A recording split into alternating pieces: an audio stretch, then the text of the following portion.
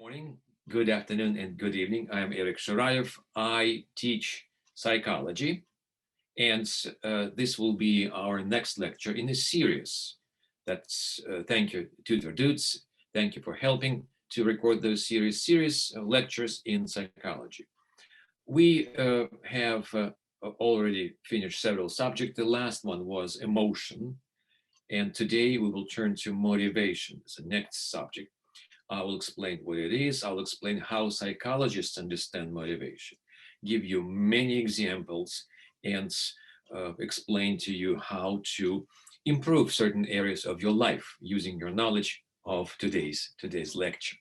As always, let me share the screen, and I will also tell you that many of questions that will be useful in your which you'll definitely answer and useful as process of studying are available. So the practice questions are available for this particular lecture, as well as practice questions are available for other lectures. So motivation. This is a psychological process that initiates, begins, directs, and maintains behavior. You're watching this video for a reason. There must be a reason why you're watching this video. There must be a reason why you're recording this video with the help of TutorDudes. We do things for a reason. Sometimes we know those reasons, sometimes we don't know the reasons, but must be a reason, right? Obviously.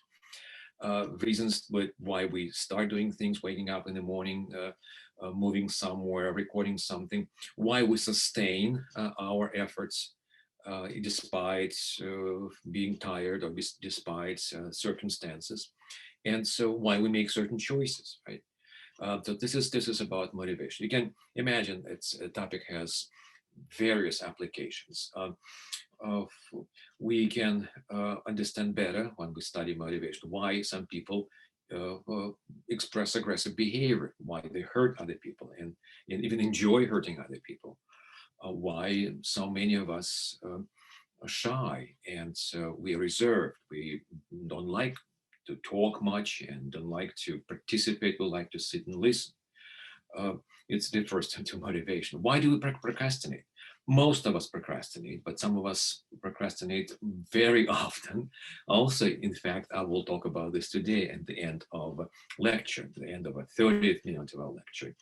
And also, among many subjects, one of the most serious is addictive behavior. Why do people continue doing certain things despite very bad, very hurtful consequences of those actions? That would refer to addiction. Certainly, I can't answer all the questions referring to human motivation. It's hundreds of years of research in this field is what our knowledge is today, but I'll mention important highlights and most important cases that's I think suitable for this lecture. Psychologists study motivation from different perspectives. We'll look briefly at psychoanalytic perspective, spend 5 minutes on this. Behavioral learning perspective, 7 minutes on this. We'll talk about humanistic perspective. It's about 5 minutes on this. But we begin with most established in certain ways, or most general, I would say, called biological and evolutionary perspective on motivation, which explains why we do things and why we don't do things, why we direct our behavior to that direction, but not that direction. It's biological or an evolutionary perspective, uses biological, natural explanations for human behavior. Well, this makes sense. That's human beings, animals, like squirrels on this picture. We based our behavior on certain common mechanisms. So it's our biology, our physiology. We need to survive, right? We need to survive. We need to stay in a suitable environment. Very cold weather, harsh conditions are not good for us. We avoid them. We pursue comfort, and we try to avoid discomfort in most cases. We do compete for resources. I put here in writing, you can always return on YouTube video. That's our genetic factors play a role in what we do and how we do things. how we see this world, and whether or not some individuals are more anxious than others, why some individuals try to explore things, others prefer um, to be reserved and complacent in what they have. So genes affect our behavior in so many ways. And a very simple fact that some of us have to a certain type of metabolism. Some of us need to get more food, and we burn calories pretty fast, others not. And so individuals experience a little hunger throughout their lives. Those things may be in, based on the way our genes were set up for us. So our genetic background and our environmental conditions always interact, and they determine lots of outcomes and why we do certain things. But evolutionary psychology also suggests that we as individuals engage in activities because they make sense, for instance, we help each other because historically it was useful. We help the afflicted, we help the ill, assuming that the next time if something happens to us, they could help us. Helping behavior is universal mechanism of survival among our ancestors and among us human beings. It maybe sounds cruel, but it's what evolutionary psychologists suggest to us, that in fact, those of us who engaged in self-destructive behavior, like washing a windshield with a gasoline through a nozzle in gasoline station, those people who engaged in constant dangerous behavior by driving fast without obeying the rules, people who are reckless in their lives, unfortunately, they are at risk of dying early. So that's why they cannot have the offspring compared to other individuals who are more careful, more reasonable, and not that dangerous in their behavior. So nature takes care of us once again, and that's what drives human evolution. This is what some psychologists suggest using this evolutionary perspective. In fact, today we know it's our predisposition to be shy, be open to experience, our propensity to be friendly and less friendly, be suspicious of strangers, and many others have evolutionary mechanisms. It makes sense for all of us as a group to survive, having certain features, and they have been developed in us. This approach is, well, it's quite established in psychology, but you understand, very difficult to use in our daily lives, right? It's how can we use evolutionary theory to explain behavior of a child or behavior of an adult? And therefore, other approaches gain prominence because they are more precise and they more applicable to our daily activities. For instance, next one is not mainstream today, but at least it was dominant in a big part of the 20th century. We could talk about psychoanalytic perspective. What is it all about? Very briefly about this. Psychoanalysis, or the psychoanalytic perspective, emphasized the universal emotional role of our parents and siblings.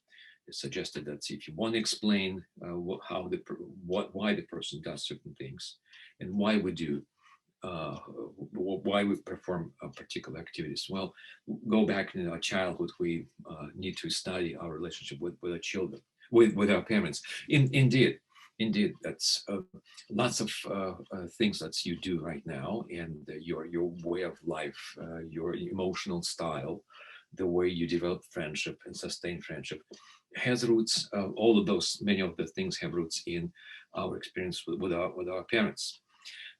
Psychoanalysis also emphasized the universal psychological importance of early childhood experiences, not only with parents and siblings, but well, your first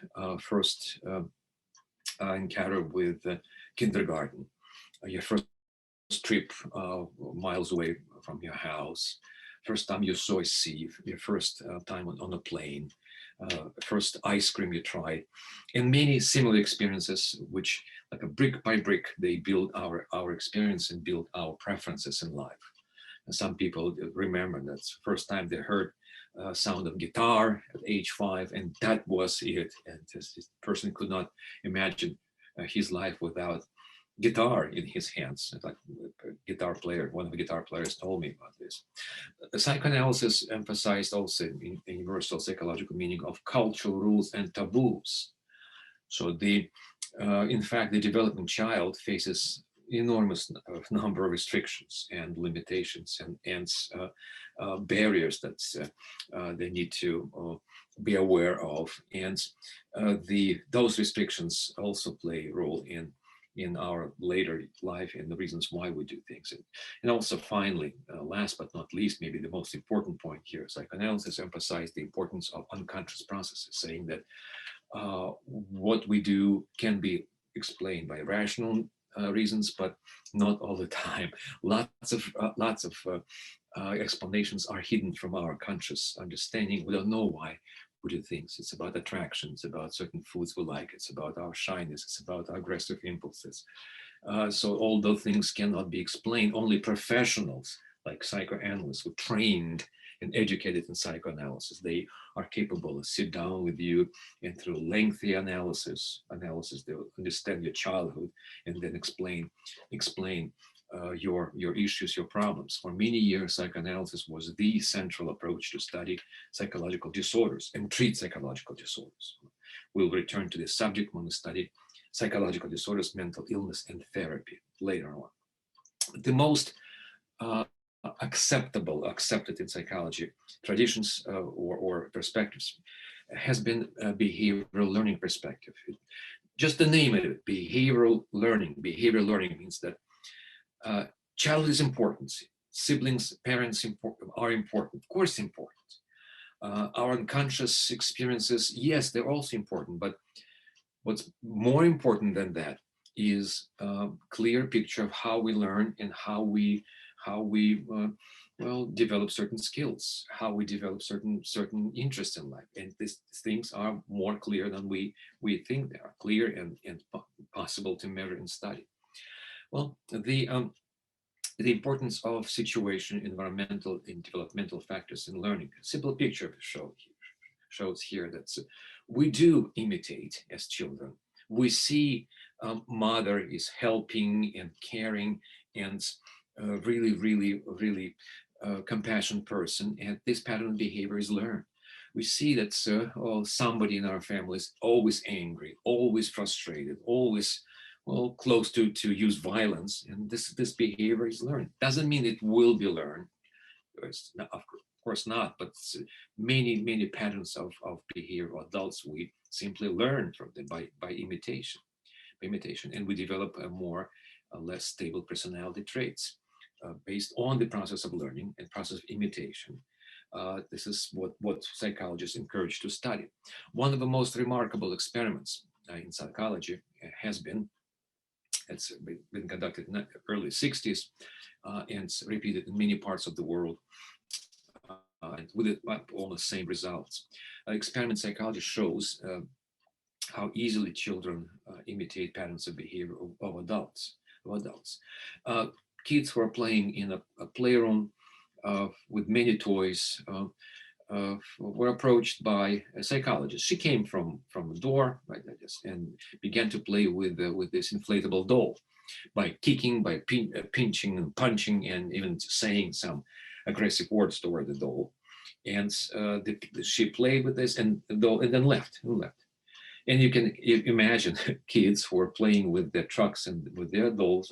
When psychologist left, they began to do exactly the same with the doll. In other words, nobody told them go and kick it. Nobody told them go and say bad words. No, they saw the example and they began to imitate. This experiment was used to say that or to reveal to parents and educators, look how easily kids imitate, and what they see, what they watch, what they do is likely to result in their behavior. Well, of course, psychologists also say that children, even 3-year-old, even 6-year-old here, understood what they're doing, and they understood that was a playground, and they also understood that you can kick and punch this doll because adults allow you to do so, but outside, you're not supposed to kick and punch your peers and your adults. And that's the debate within psychology: how much we learn, how much we imitate, and how eagerly are we using these patterns of behavior we learn in school, in the family, in outside world, But that's one of the most exemplary experiences, example experiments in psychology about how children and adults imitate. The next one of these approaches is humanistic perspective approach, human motivation, associated with the name of Abraham Maslow, a therapist, a humanist, of one of the most well-known and most quoted psychologists in the world, despite the fact he died many years ago, but still his name is quite famous. He approached motivation from different perspective. He said that it's not the past that's important in us. It's very important. It's not that it's learning experiences, we learn skills are not important. They're important, but what most important is a future. So we always trying to achieve something ahead of us. We always think about things ahead. We always try to achieve, grow, and thrive to achieve goals. What kind of goals? His theory of motivation remains, in my view, essential in today's psychology. This is the way many of us in psychology understand human motivation. On level one, to survive, of course, we need to satisfy our basic physiological needs. We need to eat, drink, have clothes on us if the weather outside is cold. So physiological needs. When we satisfy needs on this level, we, like in a building, we go on the second floor of a building, safety needs. We need to guarantee that these needs will be physiological needs will be protected. So this is about jobs, it's about apartments and houses we have. It's about stability and safety around us, physical and social safety. Only when we satisfy these needs on this level, well, we go to the third floor of a building. It's a belonging and love needs. We need to secure our life, not only physically and socially, but also psychologically. We need to belong to groups. We have to identify ourselves as men, women, or if we choose gender roles or ethnic groups or religious groups or none of those, but we need to belong physically or symbolically to certain groups. Love and friendship also is here. Maslow believed that true love and friendship are supposed to develop on a level when we save. Of course, we can say people fall in love and have friends when they need them, but they need them for safety purposes. But when we satisfy our safety needs, then true friendship often begins. Exceptions exist. And then after that, we satisfy our needs on the level of belonging and love needs, we need esteem. Esteem is recognition of your existence. It's recognition of your contribution. It's respect. It is attention people pay to you. And so it's understanding that you are here for a reason and people are aware of your existence and hopefully grateful that you are who you are. And finally, only after we achieve needs on those levels, we move to self-actualization needs. It's exactly what it is. It's a difficult definition, but it's a state, the highest state of psychological development. One person is capable of doing what she or he love doing.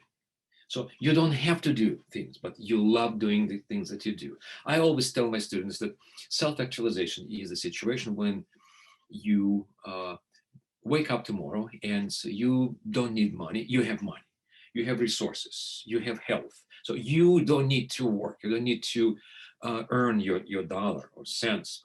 What would you do then after that? And I heard some answers from my students.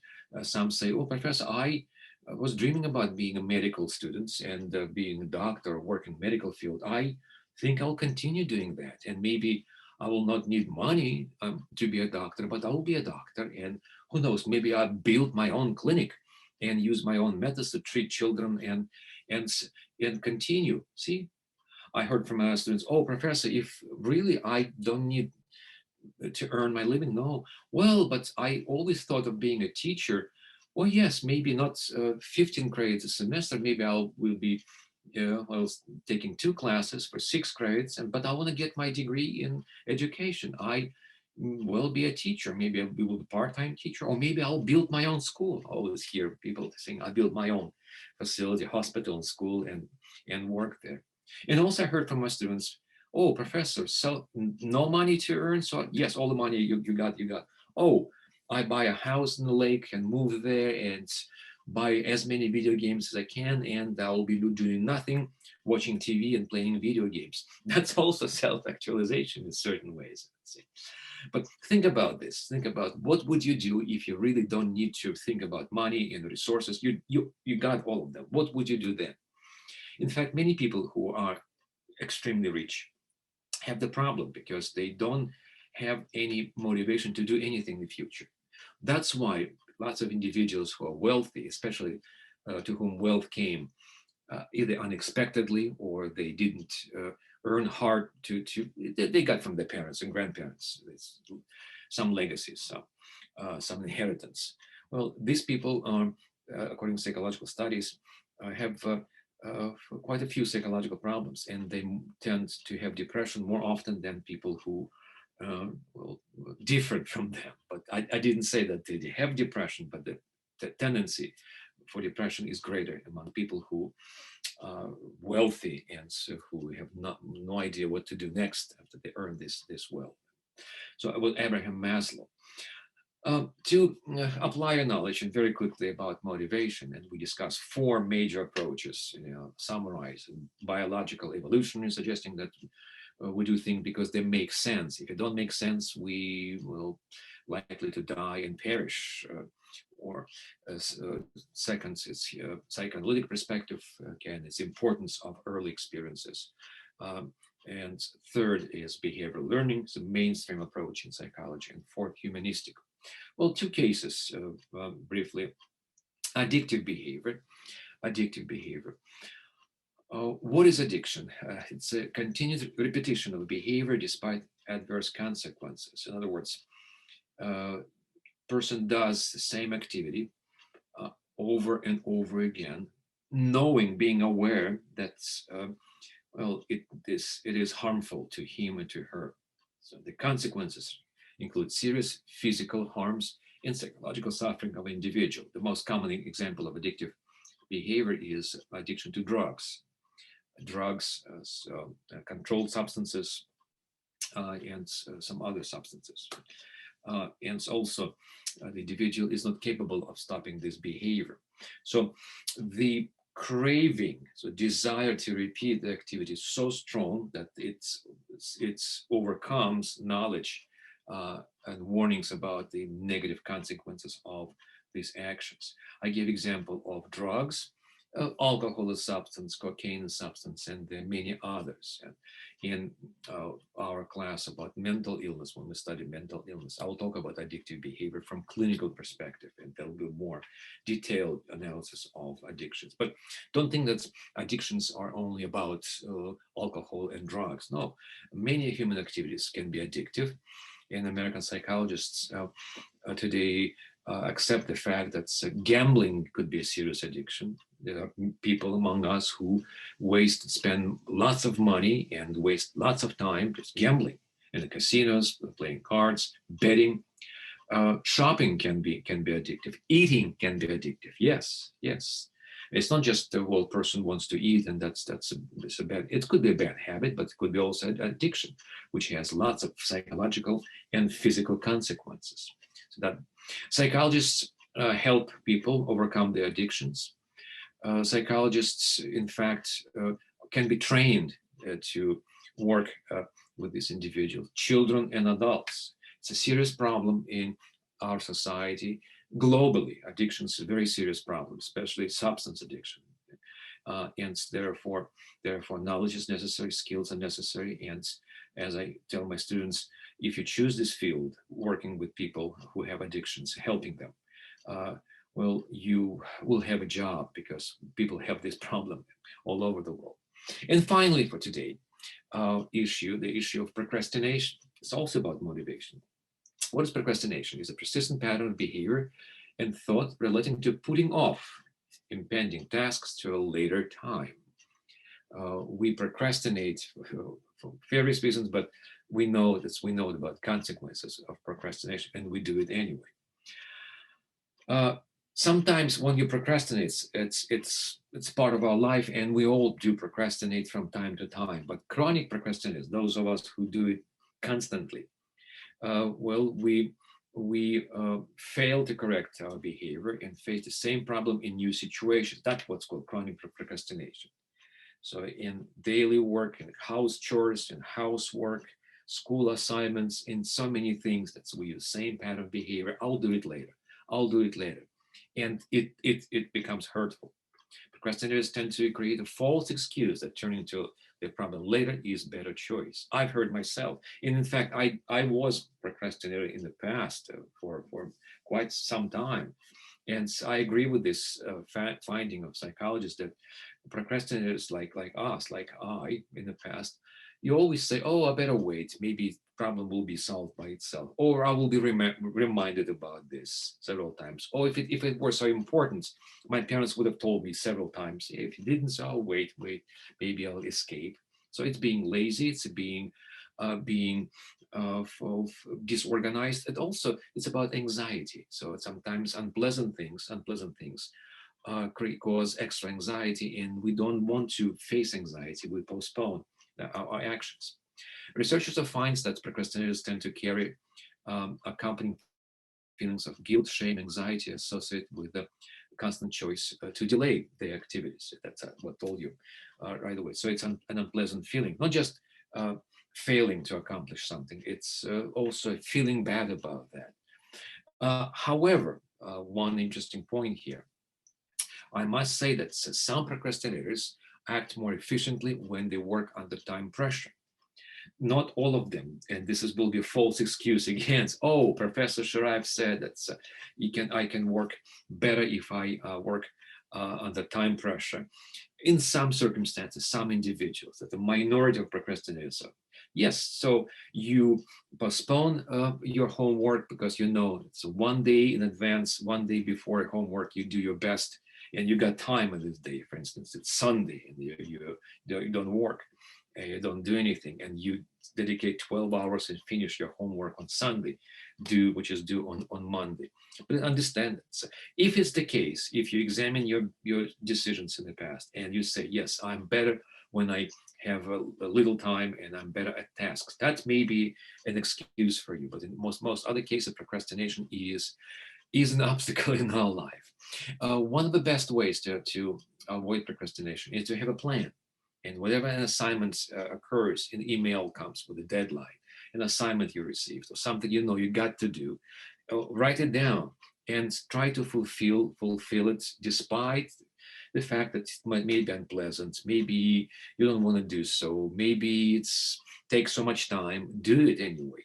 Fulfilling those unpleasant tasks brings you joy, satisfaction, and sense of accomplishment. Again, it's sort of building your personality.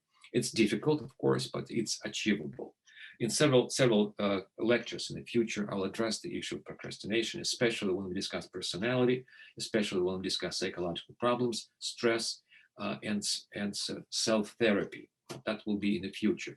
Thank you so much for being here. We finished our lecture on motivation. Thank you, TutorDudes, for making it happen.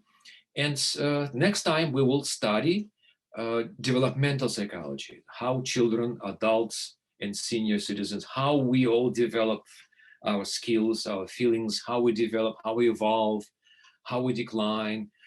Developmental psychology is about human development. And till then, it was Eric Shiraev, professor. See you soon. Thank you so much.